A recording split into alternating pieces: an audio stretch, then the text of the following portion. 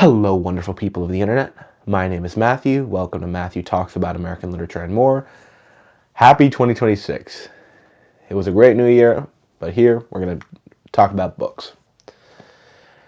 Today I'm going to be giving you the list of books that I plan to read in the year of 2026, and hopefully the books that I think are going to give me the best reading experiences of this year. Now, a couple disclaimers. One, in the stack, there may be a couple books that I include in my Great American Novels series. I will not be including them, the ones that I'm already set that I know I'm going to finish and I know I'm going to read this year. Also, there are a number of books that I've omitted from this list because I want to talk about them in a separate special video that deals with a group of authors. So just be warned on that. And a little bit about me as a reader. I'm someone who tends to read his books pretty haphazardly. What I mean by that is that while I'm a fairly monogamous reader, I only read one book at a time. When it comes to my book selection, it does vary on a lot of factors. How much I like the author, how much people I respect recommend the author, how much the topic of the book in itself interests me, and also whether I'm just in the mood for that kind of writing. Let me give you an example. There are going to be a number of John Steinbeck books in this stack. I probably won't read them all at once, because while I really do like John Steinbeck, I think I've read 10 of his books last year, I didn't read them back to back. I'm someone who likes to vary his reading and get new experiences out of every different read, just to keep my reading palette clean. So most of these books come from authors that, one, I've read before, or that come from people that I respect and I follow that deeply admire these books. It should also be noted that there may be some books in here that I don't like, that I don't finish, and I probably won't do a review on them if I don't like them. But I also want to say that all of these books, I think, have been curated in a way that I think I will enjoy almost all these books. So take this video not just as this is what I'm going to be reading in 2026, but also take it as these are books that even if I don't personally enjoy them, and I can't comment on that, I haven't read I haven't read any of them, that if your reading tastes are similar to mine, these are books that would probably fit that matrix. I would probably like these books. So let's just get started. Now, one author that I do really like and I just adore their writing is Leo Tolstoy. I do have another Tolstoy book in here. I did read War and Peace. I love the writing, but the length defeated me. I will finish it one of these days because I was enjoying it. But there is one very short, not a short novella called Hadji Murat in the collected short stories of Tolstoy that sounds to me like a typical hero's journey in the Caucasus of a man about town going to the wilderness, being a hero. So, and since Tolstoy is always good at creating good, energetic characters and narratives, I think Hadji Murat would be a nice little novella that I would thoroughly enjoy. So that one's on the list. My next book is kind of an odd one. I'm not a big sci-fi guy, but I was really looking to read Orson Scott Card's The Ender's Game. This is one of those books that I think is in the conversation with Dune, Lord of the Rings, Hyperion, that are one of the few sci-fi books that hey, anyone can read them. They're for people they're science fiction for people who don't read science fiction. I hear from just glancing at the first few chapters that the diction is pretty simple, but still engaging. And it has a very, from what I hear, a typical hero's journey where you're rooting for the good guys and wanting the bad guys to lose. So that one's on the list. The next one, I actually had something else on this one for the Great American Novel series, but I was really looking to read The Haunting of Hill House by Shirley Jackson. One, because I think there's a Netflix series on this that has been really highly acclaimed by people I respect and follow.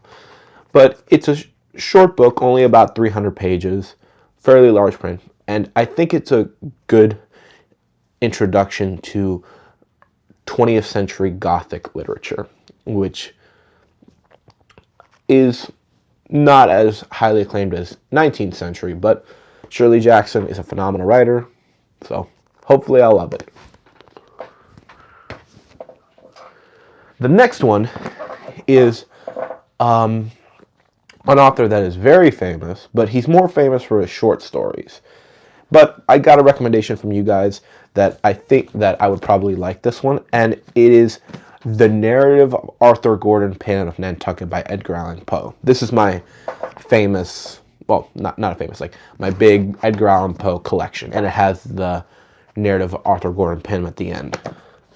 Now, this is a book that's kind of obscure. It's fairly famous for just being the one novel that Edgar Allan Poe wrote. And it's not widely considered a classic or like a very widely read classic, but I have heard that his one and only novel did deeply inspire authors like Melville and Nathaniel Hawthorne, so that does interest me. I do love Poe's short stories. I read them when I was in school, so I'd be interested to see if his novels hold the same worth. So that one's on the list. And shout out to the person who recommended it for me. The next ones are kind of similar. They're a bunch of books by John Steinbeck. One is To a God Unknown, which is one of Steinbeck's shorter, long novels. Novels that are not quite novellas. Like, he has some novels that are like 100 pages or less, or like in the novella range. This one's around 200 pages. Like, not one of his big master novels that are like 300, 400 pages, like East of Eden or The Grapes of Wrath, but a smaller novel. I did really like The Winters of Our Discontent, which I read last year, and this, I think, is an early novel that, while not quite the masterpiece level, will hit that this is a thoroughly great novel. I love Steinbeck's writing, so hopefully I love this one. And I've heard from people I respect that really enjoy this one, so that one's on the list. And again, I got Steinbeck's shorter fiction. I read this last year, Of Mice and Men and the Moon is Down. I'm looking to read the other 4 books in this collection. I'll probably read one every season. Tortilla Flat, The Red Pony, Cannery Row, and The Pearl. Oh, and it also should be noted, I do have The Long Valley on my shelf, which has The Red Pony in it. I did read a couple of the short stories. I didn't include them in my 2025 ranking. I just forgot, but I'll probably finish that one. The next one is from a very famous author whose books I don't quite love, but I think this book will probably appeal to me more, and that is Suttree by Cormac McCarthy. Now, I think Cormac McCarthy is a talented writer, but none of his books that I've read so far have really hit for me. I did enjoy All the Pretty Horses and No Country for Blood Meridian, but they didn't blow me away. I remember reading The Road in college, but I don't remember anything about it. There's a funny story about that. I will read The Road and tell you that story. But Suttree is interesting for me because it's his longest novel. Many of the people I respect say it's his most underrated novel, and it's a semi-autobiographical fiction. That really intrigues me because I always find that when authors write books where they put a lot of themselves in, there's more energy in them than their other novels. The writing, for me, like I did when I was looking through it in the bookstore, looked to me like kind of like a light Faulkner, but easier to read. I enjoyed Faulkner's Light in August, so I think I'll read this one. And hopefully, I'll love it. Next one is an author that I already mentioned. It's Anna Karenina by Leo Tolstoy. I love Tolstoy's writing. I did start reading like the first 20 pages. Like I didn't dislike it by any means. I was just distracted. Like, hey, this is a big one. I got a lot of other stuff to read, and I need like a summer read. You know, like I'll spend a week in the summer and I'll binge through this book because I just love his writing. There's a ton of drama in here. I've heard. I do kind of have the ending spoiled for me, but I'm someone who doesn't get bothered by spoilers, which I'll make a video on that one day. But Anna Karenina, I know I'm going to love this novel, and I'll read it this year. The next one is a novel that I have, it probably is on my Great American Novel series, but it's one of those novels that I want to read independently of that. And that's As I Lay Dying by William Faulkner. Faulkner is famous for being a dense writer. And while I read Light in August, I didn't love it, but I didn't think it was hard to read. It was one of those books that I had to slow down. You couldn't just like breeze through the sentences. And I did read the first few chapters of As I Lay Dying. It's about this family who's basically sending their dead mother to the other side of a hill, I think, for a funeral. And I think this is one of those books that has an intriguing story. I've been told there's a good amount of action, a good amount of drama. Plus, for a Faulkner novel, the text is pretty large print, and it's only like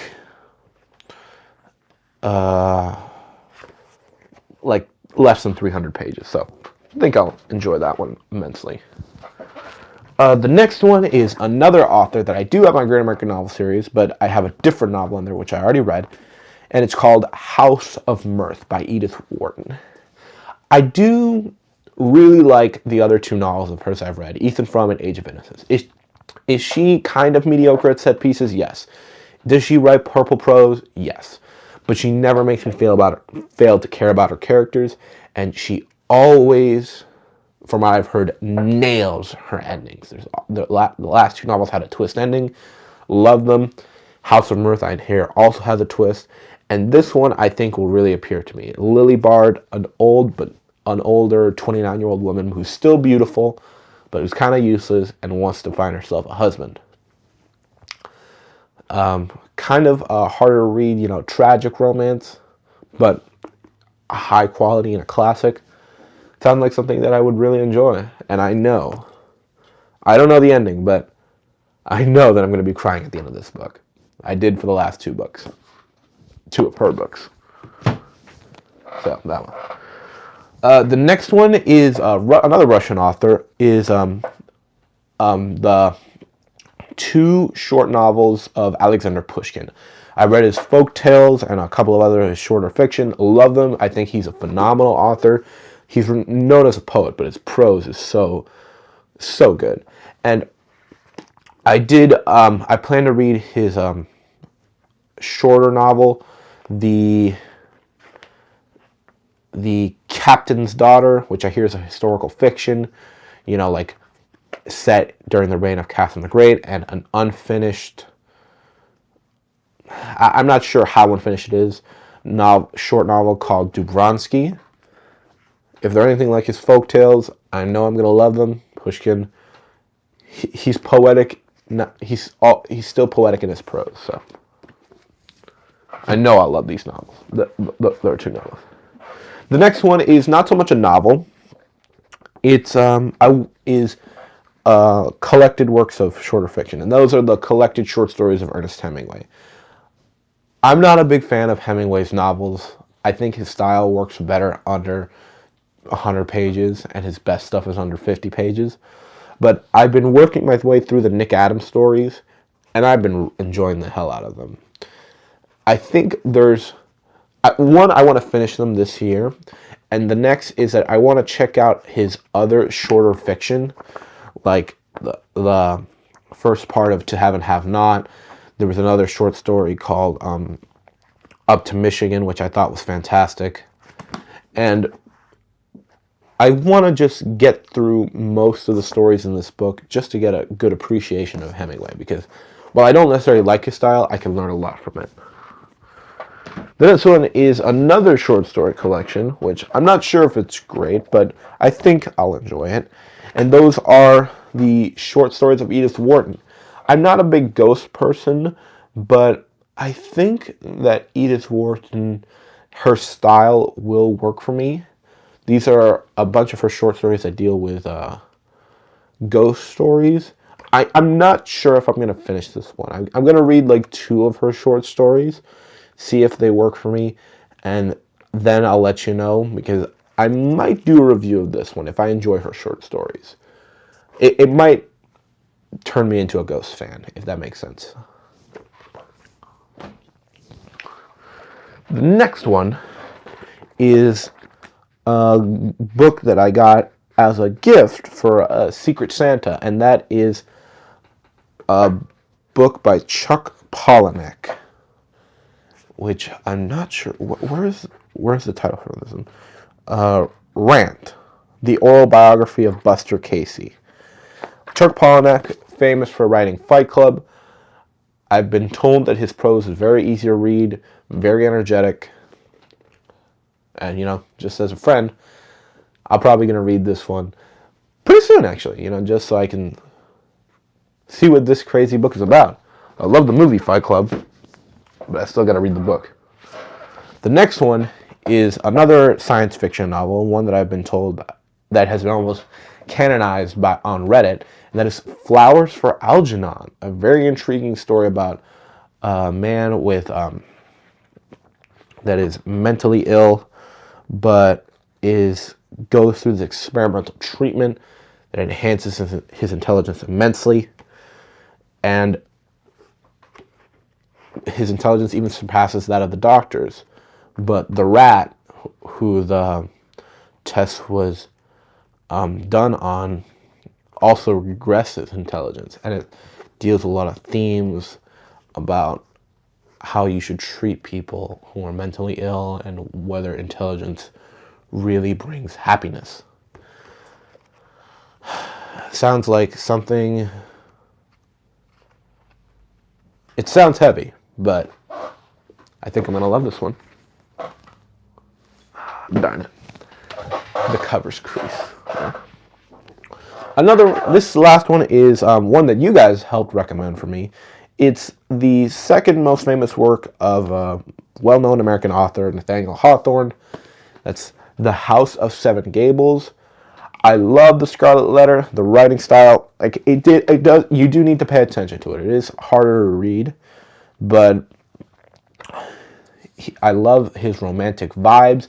And I think The House of Seven Gables is a book that I will really enjoy. It's a family dynasty cursed because of petty theft.